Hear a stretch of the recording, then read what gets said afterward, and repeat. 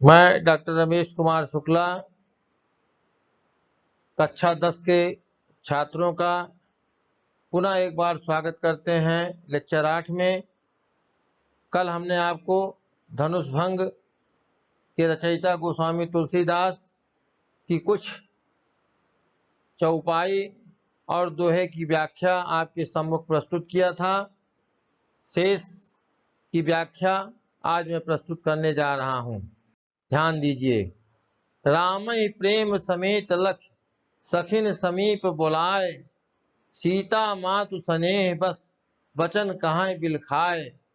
राम ही प्रेम समेत लख, श्री राम जी को प्रेम के साथ या प्रेम पूर्ण दृष्टि से जो सीता जी की माता रानी सुनैना जी हैं वह देखती हैं और देखने के पश्चात सखिन समीप बुलाए, अपनी सखी को अपने समीप बुलाती हैं।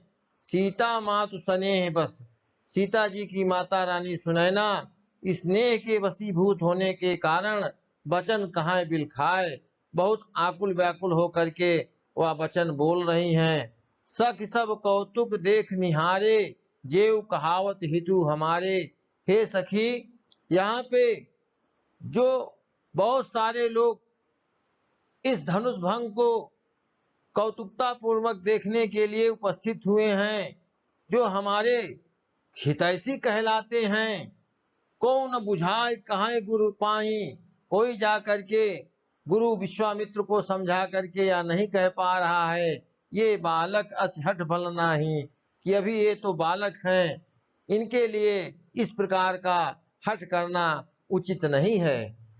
रावण बाण छुमा नहीं चापा, अरे जिस धनुष को रावण जैसा बलशाली योद्धा छू तक नहीं सका, हारे सकल भूप करिदापा, और धरती के समस्त राजा जो है पराजित हो गए और उनका अभिमान चूर चूर हो गया।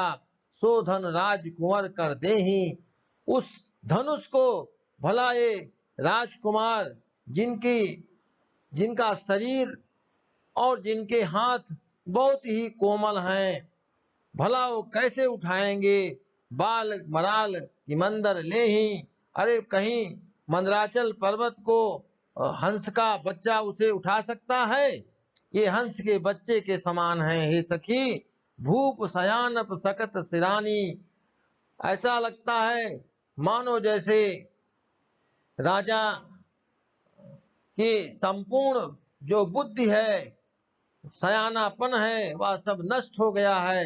सख विधिगत कछु जात न जानी, हे सखी, विधाता की गति को कोई नहीं जान सकता है।